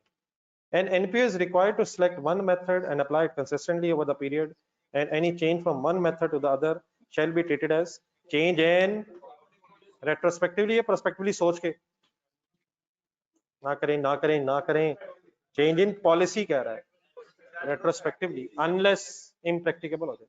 चेंज इन एस्टिमेट नहीं कह रहा। दोनों में से कोई भी मेथड यूज हो सकता है, लेकिन अगर कोई एक से दूसरे की तरफ आएगा तो ये चेंज इन पॉलिसी कहलाएगा, मींस प्रोस्पेक्टिवली नहीं रेट्रोस्पेक्टिवली। लेकिन बहरहाल हमारे इस केस में इशू नहीं है, क्योंकि हमने तो रहना ही किस मेथड पे, डेफरल पे रहना है। तो ये सिर्फ थ्योरेटिकली थोड़ा पता होना चाहिए किधर से किधर आ सकते हैं, डेफरल से रिस्ट्रिक्टेड फंड या वाइस वर्सा जा सकते हैं, लेकिन लेकिन लेकिन लेकिन अगर जाएंगे तो प्रोस्पेक्टिवली नहीं रेट्रोस्पेक्टिवली जाएंगे। बहरहाल हमारा मसला क्या है कि हमें डेफरल मेथड का पता होना चाहिए, और डेफरल मेथड भी शायद आपको पता है। डेफर का मतलब पता है? डेफर करें और साथ साथ कोई इनकम बनाएं, शायद यही बहस IAS 20 में भी आई थी। कंट्रीब्यूशन रिसीवेबल नहीं, अब यहां मसला ये है, कभी आपने ट्रेड रिसीवेबल वर्ड सुना? क्रेडिट सेल की एंट्री पता है? डेटर की जगह अगर मैं ट्रेड रिसीवेबल वर्ड करूं, ट्रेड रिसीवेबल वैसे ही सिर्फ रिसीवेबल वर्ड साथ लगा इसलिए, और सेल क्रेडिट। बताएं ट्रेड रिसीवेबल कब डेबिट होता है? जब सेल हो जाती है। सेल कब हो जाती है? जब चीजें दे देते हैं, ऐसे ही होता है। अब अगर इसी तरह किसी ने आपको कहा मैं कंट्रीब्यूशन दे दूंगा, तो सवाल ये उठेगा कि क्या हम अक्रूअल बेसिस पे इस कंट्रीब्यूशन को रिसीवेबल बना लें? मसला ये है कि यकीनन दुनिया आप जैसे लोगों से भरी हुई है। कंट्रीब्यूशन दे दूंगा अगर किसी ने कहा तो शक की क्या जरूरत है, कहा है तो दे देगा। लेकिन दुनिया में कुछ मेरे जैसे लोग भी रहते हैं, कंट्रीब्यूशन दे दूंगा, जिस तरह शायद कुछ अर्सा पहले काम हुआ था, शायद वो आसानी हो जाए। कोई ये जो सोशल मीडिया और कंपेनें चल रही होती हैं और वो बाहर से भी कॉलें आ रही थी, कोई इंग्लैंड से आई है, पता नहीं आई कहाँ से, साथ वाले कमरे से आई, कोई इंग्लैंड से कॉल आई, मैं $1,00,000 दूंगा, $3,000 दूंगा। ये कभी सुना है ऐसे? तो क्या इनकी बेसिस पे रिसीवेबल बना लें? से जो नॉर्मल ट्रेड रिसीवेबल होता है उसमें हमारा लीगल राइट होता है, अगर वो नहीं देगा तो हम जा सकते हैं, हम कहेंगे हमारी चीजें हमने भी दे दी थी, पैसे नहीं दे रहा, दिलवाएं अदालत। लेकिन अगर किसी ने कहा मैं इंशाल्लाह कंट्रीब्यूशन दूंगा और हम रिसीवेबल रिकॉर्ड कर लें, मेरा ख्याल बंदा देख के करना चाहिए। अगर बंदा आप जैसा नजर आ रहा है तो हरगिज नहीं, वेट नहीं। लेकिन अगर शक है, नॉर्मल रिसीवेबल और ट्रेड रिसीवेबल में फर्क समझ आ रहा है? नॉर्मल रिसीवेबल में हमारा राइट होता है, राइट टू रिसीव। यहाँ राइट टू रिसीव शायद बहस नहीं है। वो नहीं भी देगा तो हम याद करवाने के अलावा, दोबारा याद करवाने के अलावा, फिर याद करवाने के अलावा, पहले रिसीवेबल बनाए फिर बैड डेट बनाए, इसी से तो बच रहे हैं। तो यहाँ डिस्कस अब ये होना है कि रिसीवेबल रिकॉर्ड कब करें, किसका? कंट्रीब्यूशन का। क्योंकि इसमें वो नहीं है कि हम कुछ दे रहे हैं, ये नॉन रेसिप्रोकल है। वो हमें दे रहा है, हम कुछ नहीं दे रहे, तो वो कह सकता है यार गलती से हो गया था मैं ऐसी जज्बाती हो गया था, हम कुछ नहीं कर सकते। पढ़े अब जरा, रिकॉग्निशन। रिकॉग्निशन किसे कहते हैं? A contribution receivable should be recognized as an asset, लेकिन कब? Amount to be received can be estimated reasonably. Number एक, क्या पता चल जाए? अमाउंट जो मिलनी है, मिल गई है, जो मिलनी है उसका रीजनेबल एक एस्टिमेट हो, and ultimate collection is reasonably assured. बात अभी शायद थोड़ी सी और चलने लगे। Contribution receivable is different from accounts receivable in a business entity because accounts receivables are recognized after earning and there is a legally enforceable right. However, there is no such legally responsible right of contribution as NP is not providing any goods or services against the contributions. Therefore, amount should receivable should comparatively be more certain. कुछ ज्यादा certain होनी चाहिए। तो contribution receivable को क्या आप asset बना सकते हैं? वो ये तो नहीं कहता ना बनाए, लेकिन क्या कहना चाहता है? Number one, amount reasonably estimated हो, और नंबर दो, ultimate collection is reasonably assured हो और कंपैरेटिवली ट्रेड रिसीवेबल से ज्यादा सर्टन। यहां तक तो ये बात हुई। एक बीच में बात साथ और में ला लें ताकि बात पूरी समझ आ जाए। नेक्स्ट है प्लेज। प्लेज एक आपने शायद बी लॉ में वर्ड सुना हो, ये वो प्लेज नहीं है। लोन लिया, प्लेज एसेट करवा दिए। यहाँ प्लेज है वादे के माने में, वो जो मैं फोन पे वादे कह रहा था, $1,000 दूंगा, $500 दूंगा, $2,000 दूंगा। ये फोन आई जा रहे थे, इतने $5 लाख हो गए, $5 अरब हो गए। ये जो इस तरह के प्लेजेस वर्ड सुना होगा, वादे के एंगल से ही है। फोन पे वादा हो गया, SMS कर दिया उसने, मैं दूंगा। तो इसमें जरा फर्दर खर्चा है कि बंदा एक तो है ना, किसी ने फिजिकली आके कहा है, या हम फिजिकली किसको देख के आए हैं, एक किसी ने मैसेज पे कह दिया, पता नहीं है वो ऑटोमेटिकली ना मैसेज जनरेट हो गया। The pledge is a promise to contribute cash और लाइक कोई फंक्शन या कोई प्रोग्राम हुए, बल्कि ये भी होता है, ये कुछ स्टेज सा बना लेते हैं। पता नहीं हम लोग ज्यादा ही मासूम ना कहीं हो, शरीफ लोग भी लग रहे हैं। कॉन्सर्ट करवाया गया, उसके बाद वो स्टेज पे खड़े हो गए और कौन कौन कूल लगने के लिए कोई भी आ जाएगा। फंक्शन में तो आ गया, पता नहीं बाद में मिलेगा या नहीं मिलेगा। तो प्रोग्राम हो रहा है, फंक्शन वाले, जिसमें वादे हो रहे हैं, इतने दूंगा, इसे क्या कहा जा रहा है? प्लेजिस कहा जा रहा है। हाँ जी, नहीं मैं स्टोरी बनाना चाह रहा हूँ, जिस तरह मैं खड़ा हो गया अमी, $2 लाख दूंगा, ठीक है? क्या आप रिसीवेबल बना लें? चलो ऐसा कर लेते हैं, क्या फॉर एग्जाम्पल आप एनपीओ चला रहे हैं, मैंने आपको कहा $2 लाख दूंगा, फंस गए ना? फंसे तो नहीं, वैसे ही आप हकीकत तो वही समझ, लेकिन इसका क्या करें? आए आराम से चलो। जी जी, नहीं चेक मिलना तो मेरे ख्याल सेटल हो गया, वादे तक है ये, जुबानी कलामी बहस है, अभी स्टेज दूर है। चेक मिल गया तो बैंक डेबिट, अनलेस मेरे जैसे किसी ने चेक दिया है और आपको पता है इसका डिसऑनर हो जाना। मतलब दुनिया में चेंजेस हैं। Pledge is a promise to contribute cash or other asset to an NPO. अब ये जैसे किसी फंक्शन या प्रोग्राम ब्रैकेट में ये कहा गया, similar to other contribution receivable. अब फर्क सिर्फ ये है शायद कि एक किसी पर्सन ने खुद आके कमिट किया है या आपने उसे जाके कमिटमेंट ली है, और प्लेज या किसी की कॉल आई है या किसी फंक्शन में कोई वादा हुआ है, तो इसमें शायद जरा थोड़ी सी ज्यादा अनसर्टेनिटी होगी। ये बात समझ आ रही है? क्या वर्ड यूज किया मैंने? कुछ ज्यादा अनसर्टेनिटी होगी। किससे ज्यादा? शायद नॉर्मल कलेक्शन रिसीवेबल से। इसलिए दो आप देखेंगे पॉइंट्स एक्स्ट्रा दिए हुए हैं कि अगर दो और भी होंगे, ऊपर वाले दो के अलावा दो और भी होंगे, तो देन फिर प्लेज का रिसीवेबल बनाया जा सकता है। नीचे आपको नजर 3 आ रहे होंगे, लेकिन मैंने क्या बोला, ऊपर वाले दो के साथ साथ अगर नीचे वाले भी दो होंगे, मैं भी बताता हूँ नीचे का क्या मतलब है, तो देन ये प्लेज रिसीवेबल आप रिकॉर्ड करेंगे। दोबारा आप सेंटेंस शुरू कर लेते हैं फर्स्ट लाइन के एंड से, similar to any other contribution receivable and uncollected pledge would be recognized, would only be recognized. Number 1, if it meets the, क्या मतलब हुआ इस वन का? क्या मतलब हुआ? अगर ऊपर वाले दो हो जाएं, तो इस एक में कौन से दो आ गए? ढूंढ के अमाउंट एस्टिमेटेड हो रीजनेबली, और collection ultimate collection reasonably assured हो। लेकिन सिर्फ दो ये काफी नहीं है, प्लेज के लिए दो और अगले। There is a reasonable assurance that the NPO will comply the condition, if any, attached to the contribution. Number 2 ये है, या 3 कह लें, उन दो के बाद दूसरा ये है कि ये रीजनेबल एश्योर हो कि एनपीओ उन कंडीशंस को कंप्लाई कर लेगी जो अटैच हुई हैं उस कंट्रीब्यूशन के साथ, अगर हुई हैं तो। ब्रैकेट में जरा जाए। For example contribution is received the construction of the, मसलन फॉर एग्जाम्पल किसी ने कहा जी मैं आपको 50 लाख रुपए दूंगा, लेकिन अगर यूनिवर्सिटी की कंस्ट्रक्शन स्टार्ट हो गई तो। अब अगर आपको लग रहा है कि हम यूनिवर्सिटी कंडीशन स्टार्ट कर लेंगे, तो फिर आप इस 50 लाख को रिकॉर्ड करेंगे। अगर किसी ने कोई कंडीशन लगाई है, तो हमें क्या रीजनेबली एश्योर्ड हो कि हम उस कंडीशन को पूरा कर लेंगे। कर लिया है, कर लेंगे ठीक है, लेकिन रीजनेबली एश्योर्ड हो। और अगर कोई कंडीशन नहीं लगाई तो ऑब्वियसली ये पॉइंट 2 नहीं होगा। पॉइंट 2 कब एप्लीकेबल होगा?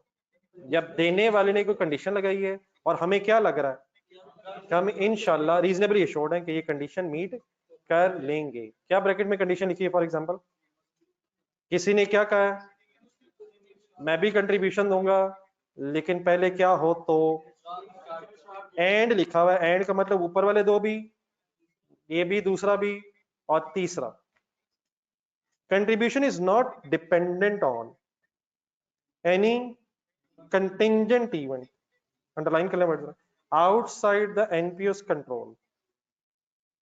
फिर ये तीसरी चीज यहां ये है कि कंट्रीब्यूशन जो मिलनी है उस पर्सन से जिसने वादा किया है, उसकी कंट्रीब्यूशन किसी ऐसी चीज पे डिपेंडेंट ना हो, किसी ऐसे इवेंट पे डिपेंडेंट ना हो जो हमारे कंट्रोल में ना हो। मसलन मिस्टर जी ने कहा है कि मैं 20 मिलियन दूंगा, लेकिन अगर मिस्टर एक्स ने 100 मिलियन दिया तो। ना हम मिस्टर जी हैं, ना हम एक्स हैं, हम कौन हैं? एनपीओ हैं। मिस्टर जी ने क्या कहा है? मैं भी 20 मिलियन दूंगा, लेकिन अगर मिस्टर एक्स ने 100 मिलियन दिया तो। हुक्म करें, हम क्या करें? हम इसे वही समझें जो आपको लग रहा है, यानी कि हम रहने ही दें। अब हमारे कंट्रोल में नहीं है मिस्टर एक्स देगा या नहीं देगा। एक ऐसी उसने कंडीशन लगा दी है जो शायद हमारे कंट्रोल से बाहर है। हाँ, अगर उसने ये कहा है कि अगर आप अपना खुद भी 20 मिलियन लगाएंगे तो आपको अगर लग रहा है, वो फिर सेकंड पॉइंट हो जाएगा। तो अगर लग रहा है कि हम लगा देंगे तो फिर ठीक है। अब 4 हैं ये 3 है, कैसे 3 है या किसे 4 है? पहले पॉइंट में कौन से 2 हैं? सर जी याद रखने लगे सर, अमाउंट रीजनेबली एस्टिमेटेड हो, अल्टीमेट कलेक्शन रीजनेबली एश्योर्ड हो, अगर कोई कंडीशन अटैच हो तो हम रीजनेबली एश्योर्ड हो कि इंशाल्लाह पूरी कर देंगे, और कोई ऐसी कंडीशन हो या ना हो, कोई ऐसी कंडीशन ना हो जिसपे कोई ऐसा कोई ये कंट्रीब्यूशन किसी ऐसे इवेंट पे डिपेंडेंट ना हो जो हमारे कंट्रोल से बाहर। इंडिविजुअली ट्राई कर लें, मेरा ख्याल है बेहतर यही रहेगा कि हम इसे कहें ऊपर वाली दो के साथ साथ नीचे वाली ये दो भी अगर मीट हो जाए तो देन फिर क्या हो सकता है। प्लेज को हम रिसीवेबल बना सकते हैं, एंट्री बताएं, pledge receivable debit, pledge income credit. लेकिन ये रिसीवेबल कब डेबिट करें? जब अमाउंट रीजनेबली एश्योर्ड हो, एस्टिमेटेड हो, सॉरी रीजनेबल कलेक्शन भी लग रही हो, कोई अगर उसने कंडीशन लगाई है तो रीजनेबल एश्योर्ड हो कि हम कर लेंगे, और लास्ट किसी ऐसे इवेंट पे डिपेंडेंट ना हो जो हमारे कंट्रोल में ना हो। मैंने 2 दफा ट्राई किया, मुझे याद हो गया, आप भी ट्राई करें जरा, एक दफा तो करें। नहीं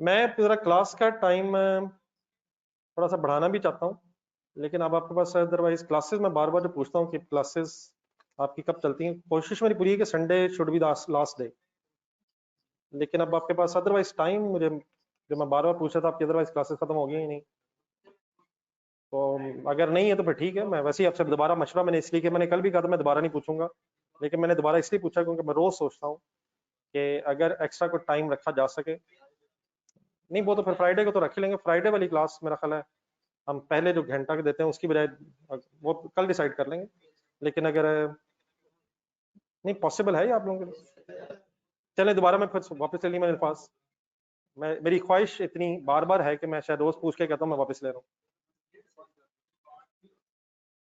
सुबह 8 से फिर तो बात एक ही हो जाएगी, अगर 2 घंटे ही फिर 2 घंटे तो अभी भी है। नहीं ये जो सुबह FA2 वाले हैं, अगर मैं उनको शाम को कर लूंगा वो तो उन्होंने मान जाना, नहीं 7 से तो आप नहीं आ सकेंगे, वो फिर मैं अकेला रह जाऊंगा, वो भी मसला नहीं है। अगर मुझे इजाजत दें तो लड़ाई तो हमने करनी नहीं है, बल्कि लड़ाइयों का तो अल्हम्दुलिल्लाह कॉस वालों के साथ फैसला हुआ है कि हमने लड़ाइयों के तस्वीर करवाने हैं। इसको इस तरह से कर लेते हैं, आपकी टेक्स्ट की क्लासेस जो है वो किस टाइम है, तो फिर तो कोई फायदा नहीं हुआ, बहस खत्म हो गई, इधर वापस आ जाए। शाम को भी कर लेते हैं लेकिन आधा घंटा पहले पढ़ लेते हैं, मैं कुछ और सोचता हूँ। जी आप पढ़ रहे थे 4 पॉइंट, सॉरी मैंने पढ़ने नहीं दी सर, एक बार हम पढ़े ना जी, सॉरी आपसे कोई बात अभी नहीं हुई है, आपने डिस्टर्ब हुई है वैसे, लेकिन बहरहाल अल्लाह का शुक्र है कि अब इन चीज़ों की कोई खास आपको प्रैक्टिस की जरूरत नहीं है। 3-4 सवाल ही अगर हम इसके खुद से क्लास में कर लेंगे, यानी कि इसका कोई होमवर्क जरूरत नहीं है, होमवर्क जो है वो पिछले भी साथ चलाते हैं, तो वो इंशाल्लाह मीन्स से इसकी फर्दर प्रैक्टिस रिक्वायर्ड नहीं है। हम कोशिश करेंगे जितनी की भी इसकी प्रैक्टिस है उसको क्लास में ही कर लिया जाए, ताकि जस्ट आपको रिवाइज ही करना पड़े। इसलिए मेरी कोशिश है कि अगर आप ये मुझे सुना दें जरा चारों पॉइंट्स, पहले ये फैसला कि नहीं 3 है 4 है, पहले 2 वाले बता दें, पहले कौन से?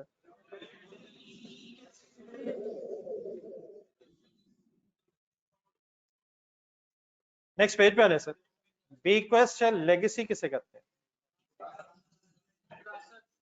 अब कंसंट्रेट जरा फुल करें, वरासत मिलती कब है, अगर मिले तो कमिट कब करेगा वो जो वरासत देना चाह रहा होगा, और मिलेगी कब? कमिटमेंट वो तब कर रहा होगा जब वो नजर आ रहा होगा, उसके सांस चल रहे होंगे, और मिलेगी ये तब जब वो जन्नतुल फिरदौस में पहुंच गया होगा इंशाल्लाह। अब विरासत हमें कौन देगा फिर? गेम लवाहिकीन पे आ जाएगी, तो वंस अगेन लवाहिकीन अब नेक लोग भी हो सकते हैं। अब्बा जी ने कमिटमेंट की थी, हाथ ना लगाई इसे, अब्बा जी का वादा था ये। अब मेरे जैसे भी नाफरमान हो सकते हैं, ये तो सबसे पहले गायब हुआ है, तो मैं पहुंचा देंगे यार। तो विरासत को इनकम कब रिकॉर्ड करें, इसका टू मच डाउट है, तो रिसीवेबल की बहस ही नहीं है। ये कैश या एसेट आएगा तो इनकम बनाएंगे, नो रसीट बेसिस। यहाँ अक्रूवल कॉन्सेप्ट फ्लॉप हो गया। पढ़िएगा, bequests are often subjected to considerable uncertainty surrounding both the timing and the amount। फिर अगर मिलेगी भी तो कितनी, that will actually be received। In many cases the recognition criteria will not be satisfied and the bequests are not recognized। क्या ही entry होगी जी इसकी, cash, building, land, जो मिलेगा, legacy income, contribution from legacy income, accrual basis पे नहीं, receipt basis पे game होगी। Membership fees, membership fees के लिए हम सब्सक्रिप्शन अकाउंट वगैरह बनाते रहे, इसमें एक छोटी सी चीज आनी है, गौर से पढ़ेगा। Many NPOs receive membership fees।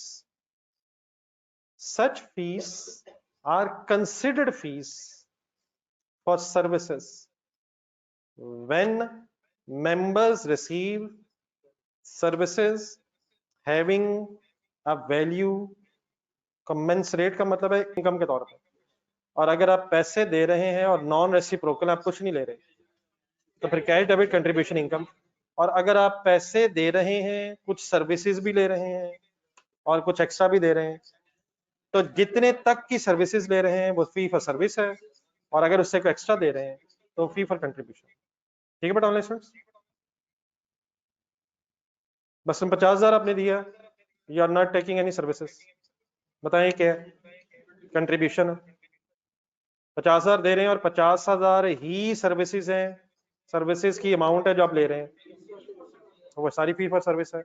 अगर 30,000 सर्विसेज के दे रहे हैं, 20,000 एक्स्ट्रा दे रहे हैं, तो 30,000 सर्विस इनकम है और 20,000 कंट्रीब्यूशन इनकम। जी ठीक है बेटा ऑनलाइन स्टूडेंट्स, अपने जरा many NPOs receive membership fees. Such fees are considered क्या, fee for services when member receive services having a value equal to the fees paid। In other cases membership fees may be in substance contribution। किन situations में contribution, अगर services नहीं ले रहे, या जितनी services ले रहे या नहीं ले रहे, जहां तक सर्विसेज ले रहे हैं वो सर्विस इनकम है, और जहां से और अगर उससे ज्यादा दे रहे हैं तो फिर वो कंट्रीब्यूशन इनकम। जी ठीक है बेटा online. An NPO would decide whether the membership fees as contribution, whether its membership fees are contributions or fee for service, and account for them accordingly on a consistent basis। Once again, इस वक्त हम बड़ी NPOs की तरफ चले गए, तो उन्हें अपने जो यूजर्स हैं, डोनर्स हैं, उन्हें फिर अलग बताना चाहिए कि सर्विसेज की इनकम कितनी है और कंट्रीब्यूशन इनकम कितनी है, ये नहीं कि बस सब कुछ इकट्ठा हो जाए। ठीक है, प्रेजेंटेशन अब शायद आ रही है। Some members fees have characteristics of both fees and services। Such fees, ये तो वही बात होगी, such fees would be divided into portion that relates to fee for services and the portion that is in substance a contribution। Underline करना है, अगर इकट्ठे पैसे मिल गए तब क्या करना, बोल दें बोल दें बोल दें बोल दें, क्या करना है।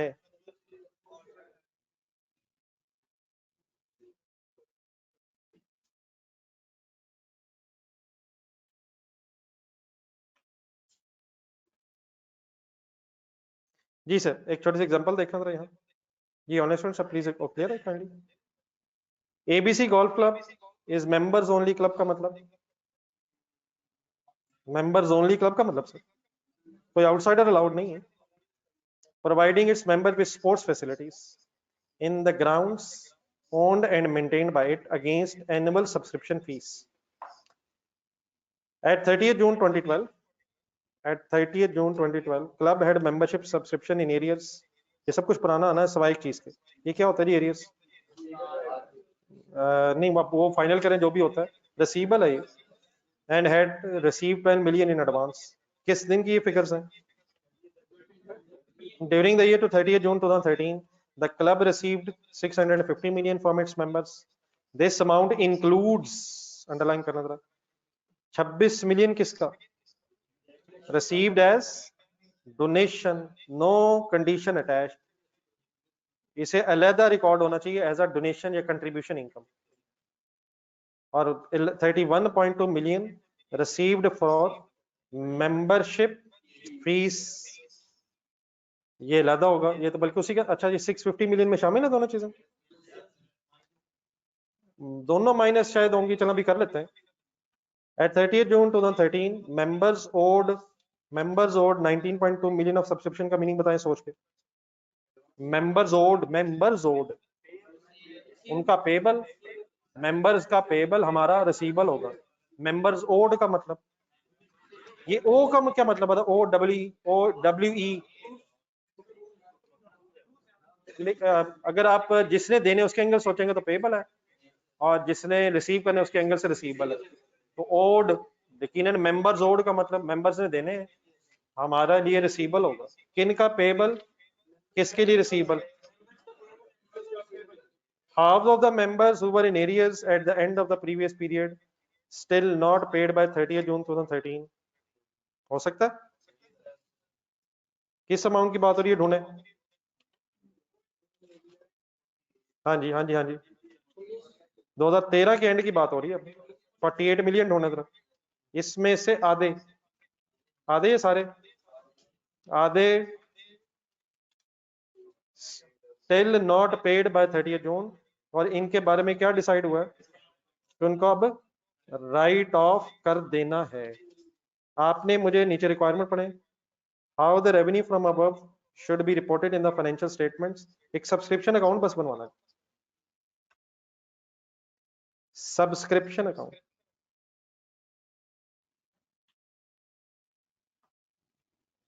किस साल का? 13 का।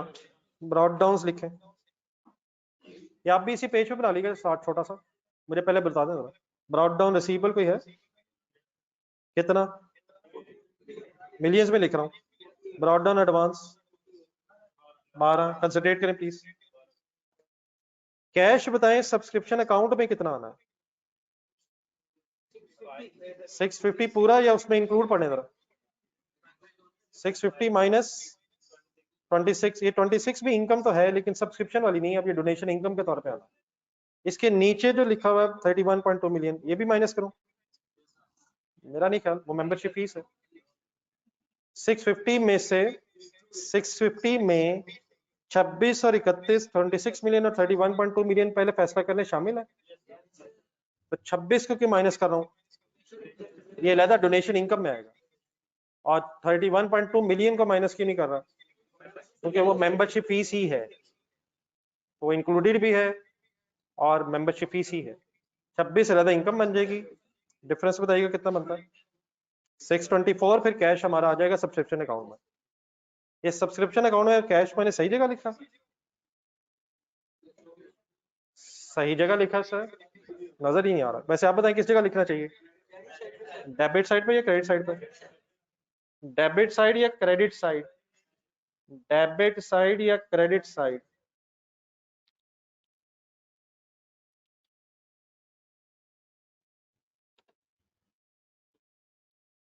ये आप आगे चलें इंशाल्लाह नजर आ जाएगा जी। 19.2 मिलियन बताएं क्या है? 19.2 मिलियन क्या है? क्लोजिंग रिसीवेबल है, ऐसे ही है सर, ऐसे ही है सर। क्रेडिट साइड पे 19.2 मिलियन, एक लेकिन 31.2 मिलियन वाली लाइन पढ़े। जितना गौर आप इधर कर रहे हैं उतने में मुक जाना काम, और बाद में इंशाल्लाह आपने कहना हम खुद ही बना लेते हैं नजर, और ये सामने आ जाना। 31.2 मिलियन गौर से दोबारा देखें, क्या मिला इस साल है? मिला इसी साल है, सब्सक्रिप्शन का मिला है। प्रॉब्लम क्या है किस साल का? तो क्या ये क्लोजिंग लायबिलिटी में आना चाहिए? किस लेजर में किस साइड पे आना चाहिए? सब्सक्रिप्शन के लेजर में क्रेडिट बैलेंस के तौर पे आना चाहिए। इससे पहले कि बोर्ड पे कुछ नजर आए, आ तो गया, जरा अपना हाथ से बनाए लेजर एक और बैलेंसिंग फिगर भी कैलकुलेट करें, और काइंडली दोबारा खुद से देख के करें, इसमें बोर्ड से ये क्या देखना है। ये तो आई होप कि वही बहस है जो आपको पता है। ये बेटा ऑनलाइन स्टूडेंट्स आप कोशिश करें।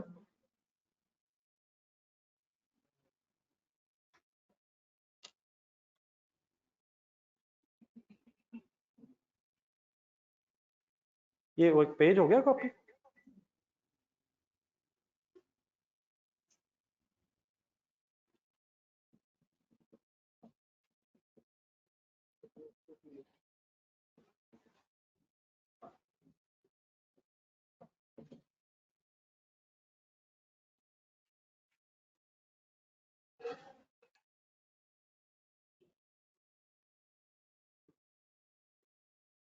जी ऑनलाइन स्टूडेंट्स प्लीज ओके।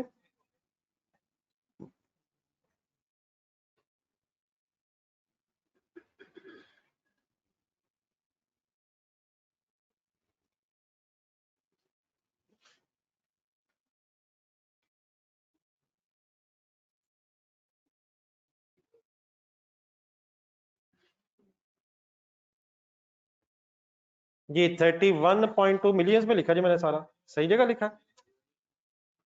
अब इसमें से क्या निकाल सकते हैं आप?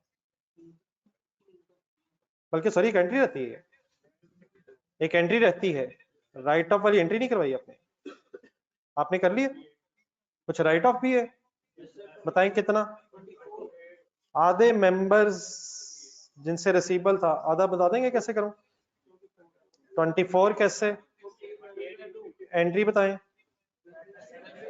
बैड डेट्स डेबिट कितने कैसे? 48 ओके, डिवाइड बाय 2 हाफ, 24 की एंट्री बोले।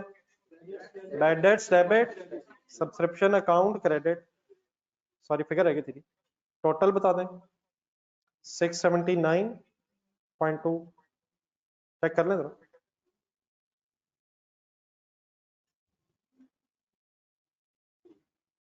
नहीं वो सॉरी वो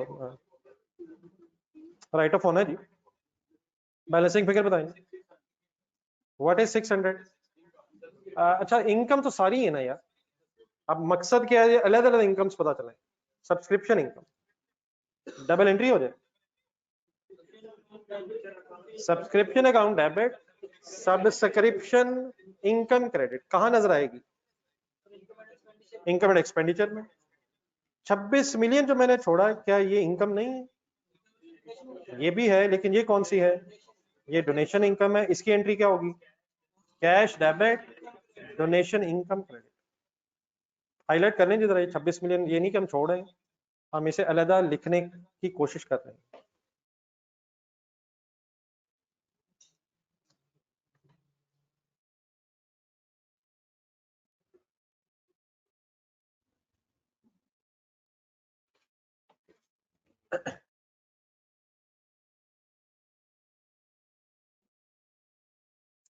नोटेड है सर? चले लास्ट बस एक छोटी सी हेडिंग कर लें, गवर्नमेंट फंडिंग वाली। कैसे आया है क्वेश्चन में गिवन है? 31.2 मिलियन रिसीव हुआ है मेंबरशिप फीस, लेकिन ये अगले साल की है, हम 2013 के एंड पे, तो ये पैसे जो अगले साल के हैं वो क्लोजिंग लायबिलिटी बन जाएगी। ठीक है मां, क्लोजिंग लायबिलिटी मिला इसी साल है, लेकिन है किस साल का? लायबिलिटी है, कमाया नहीं। ठीक है मां जी। Sir government funding, certain types of, concentrate जी प्लीज, जाते जाते सही तरह। Certain types of government funding are calculated and paid as if certain types of government funding are calculated and paid as if they are fee for service। अब fee for service का मतलब पता है आपको क्या? हमें कोई नॉन रेसिप्रोकल ट्रांसफर नहीं कर रहा, हम भी कुछ दे रहे हैं। कहता है certain type of government funding are calculated and paid as if they are fees of service। however मेरा ख्याल हाईवर से पहले, इंग्लिश पढ़ने से पहले एक छोटी सी एग्जांपल देखा जरा। ये हाईवर वाली लाइन में जानबूझ के छोड़ रहा हूँ, जरा एग्जांपल जरा ज़हन में आ जाए। इसके फौरन बाद एक एग्जांपल लिखी हुई है गवर्नमेंट फंडिंग की। Mujahid health care is a registered NPO. It has received government funding of 20 million for which it has to provide vaccine. Bracket में जाए, डोजेज एंड एडमिनिस्ट्रेशन, मतलब वैक्सीन जिस तरह पोलियो वगैरह की वैक्सीन होती है, डोज भी देनी है और मतलब बंदे भी शायद अपने, एडमिनिस्ट्रेटर भी खुद करना है, एडमिनिस्ट्रेशन भी अपनी है, डोज भी देनी है for a viral disease to general public without taking any fee from them. किनसे लेकिन पैसे नहीं लेने। गवर्नमेंट से कितना मिला? 20 मिलियन। कैसे मिला है? कैलकुलेटर पकड़े, 8000 डोजेज है और 2500 ईच है, ठीक है? 20 मिलियन समझ आ गया? किसने किसको दी है और किसने किसको क्या करना है? गवर्नमेंट है, एमएच मींस मुजाहिद हेल्थ केयर है, एनपीओ है और जनरल पब्लिक है। पैसे किसने दिए? गवर्नमेंट ने। किसको? और मुजाहिद हेल्थ केयर ने क्या करना है? जनरल पब्लिक को ये सर्विसेज देनी है डोजेज की। Discuss the accounting treatment of above from the perspective of MH means NPO. हाँ जी, कैश तो डेबिट है, क्या ये फी फॉर सर्विस है या कंट्रीब्यूशन है? बस पैसा सिर्फ ये, ठीक है? आप सही कह रहे हैं, मतलब सोचना बस यही, सिर्फ डिसीजन क्या है, क्या ये फी फॉर सर्विस ले रहा है एमएच एनपीओ या कंट्रीब्यूशन इनकम है? असल में फी फॉर सर्विस बेटा तब होती है जब जो दे रहा हो उसे बेनिफिट मिल रहा हो। क्रिकेट खेलने का शौक है, खुद खेल रहे हैं, अगर क्रिकेट खेलने का शौक तो है लेकिन खुद खेलने की बजाय बच्चों को खिलवा रहे हैं, तो यहां एनपीओ जब बेनिफिट किसे दे रही है? गवर्नमेंट को नहीं, पब्लिक को दे रही है। तो जिससे पैसे मिल रहे हैं वो सर्विसेज नहीं ले रहा, हाँ उसके बिहाफ पे सर्विसेज कोई और ले रहा है। अब मैं जरा अंग्रेजी में अब समझ आ जाएगा। Certain type of government fundings are calculated and paid if as if they are. अब ये जो कैलकुलेशन की आपने 8000 इंटू डोजेस, ये कैलकुलेट ऐसे ही हुई है कि जैसे पता नहीं ये हमारी फीस और सर्विस है, लेकिन आगे कहता है however because the services being funded are provided to the NPO's community of service and not directly to the government, therefore government funding is considered to be a contribution. Main words क्या है? किसको provide हो रही है services? General public को। किसको नहीं हो रही? हाँ, अगर गवर्नमेंट को ये सर्विसेज प्रोवाइड हो रही होती, गवर्नमेंट को पैसे दिए, सर्विसेज ले रही गवर्नमेंट, तो फी फ्रॉम सर्विसेज होना था। Why is contribution? देख के वर्ड बताएं, देखते देखते। Because services are provided to the community of service rather than, इस केस में जनरल पब्लिक है, rather than किसको? देन इसका जरा आंसर ढूंढ के पढ़े जरा, ये जो एग्जांपल हमने पढ़ी थी।